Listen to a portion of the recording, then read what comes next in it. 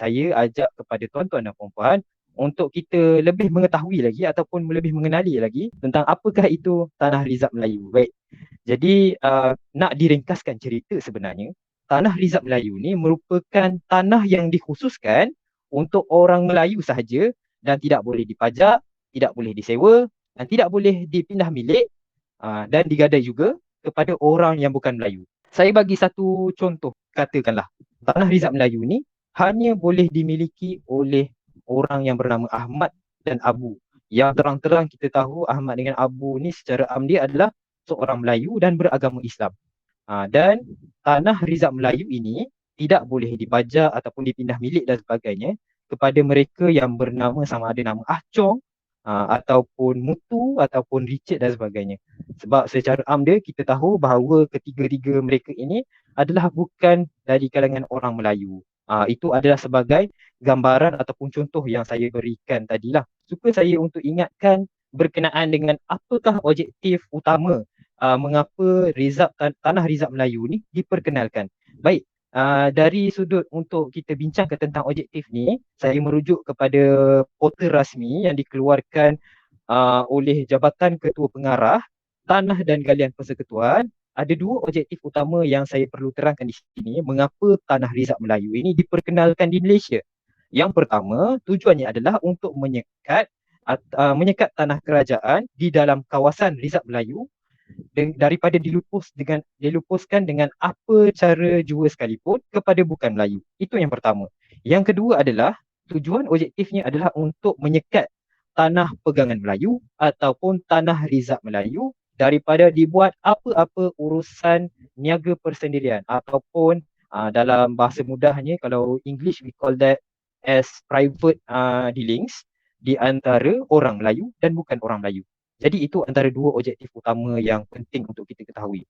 Maka berdasarkan dua objektif utama ini, saya boleh simpulkan bahawa tujuan ataupun objektif ini bertujuan supaya tanah Melayu ataupun tanah Rizab Melayu sentiasa berkekalan dalam pegangan orang Melayu sampailah bila-bila. Dia jadi macam tu pula objektif dia, kenapa tanah Rizab Melayu ni diwujudkan. Baik. Jadi ada juga dalam kalangan klien ataupun sesetengah masyarakat, mungkin saya rasa mungkin mereka ingin tahu tentang bagaimana asal usulnya ataupun datangnya Tanah Rizab Melayu ni. Okey, macam mana benda ni boleh wujud dalam negara kita? Dia ada banyak persoalan dia dan saya rasa persoalan tu selalu berlaku dalam kalangan masyarakat kita, sesetengah masyarakat kita pada hari ini. Jadi saya boleh simpulkan di sini bahawa tuan-tuan dan puan-puan ingin mengetahui bagaimana ia wujud dan siapakah pihak yang bertanggungjawab dalam mengisytiharkan Tanah Rizab Melayu ini. Okey, baik. Pertama sekali, dari sudut pengisytiarahan ataupun pewartaan ini adalah bergantung kepada enactment Rizab Melayu yang terdapat di negeri masing-masing. Sebagai contoh, seperti yang tertera di slide, beberapa negeri di Malaysia sebagai contoh di Pahang, di Negeri Sembilan, di Selangor dan juga di Perak, yang mana digunakan enactment ataupun enactment Rizab Melayu yang masih lagi digunakan sehingga kini. Ia menyatakan bahawa kuasa untuk membuat sesuatu pengisytiharaan berkaitan dengan Tanah Rizab Melayu ni adalah di bawah kuasa Menteri Besar dan dengan kelulusan oleh Raja dalam mesyuarat. Jadi ingin saya ceritakan di sini bahawa pengisytiharaan ini dibuat kerana untuk mewujudkan satu kawasan Rizab Melayu serta membatalkan kawasan Rizab Melayu ataupun meminda had atau sepadan mana-mana Rizab Melayu. Jadi boleh saya katakan sini, walaupun pengisytiharaan ini berlaku, maka tak semua sebenarnya jenis tanah ni boleh diwartakan sebagai Tanah Rizab Melayu. Okey, saya bagi contoh. Antara contoh-contoh tanah yang boleh diwartakan sebagai Tanah Rizab Melayu sebagai contoh seperti tanah kerajaan, yang tertulis tanah hutan simpan, tanah Rizab Awam dan juga tanah milik.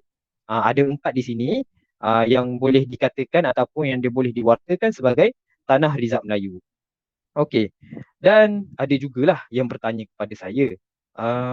Mungkin sama ada bertanya kepada saya ataupun bertanya kepada mungkin pada orang lain yang saya buat observation lah setakat ini.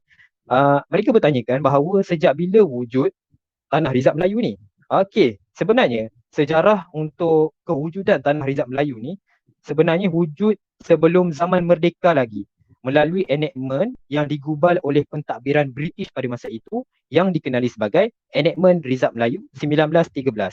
Walau bagaimanapun, untuk enactment Rizab Melayu 1913 ni sebenarnya telah dimansuhkan dan telah diganti oleh pihak berkuasa ketika itu dengan namanya Enactment Rizab Melayu 1933. Ataupun kalau ada dia punya nama lain dia ataupun nama yang lebih simple adalah Enactment Tanah Melayu. Namun pada tahun 1935, Enactment Tanah Melayu ni sebenarnya telah direview balik ataupun telah disemak dan diberi satu nafas yang baharu. Dan kalau kita tengok kat sini, dia dah diterbitkan semula pada waktu ketika itu dengan nama, dia punya nama dia adalah Enactment Rizab Melayu, Negeri Melayu Bersekutu Bab 142. Dan enactment Rizab Melayu yang digunakan ini masih kekal relevan sehingga ke hari ini untuk dijadikan sebagai rujukan kepada mungkin kepada tuan-tuan dan puan-puan untuk lebih mengetahui lagi tentang Rizab Tanah Rizab Melayu.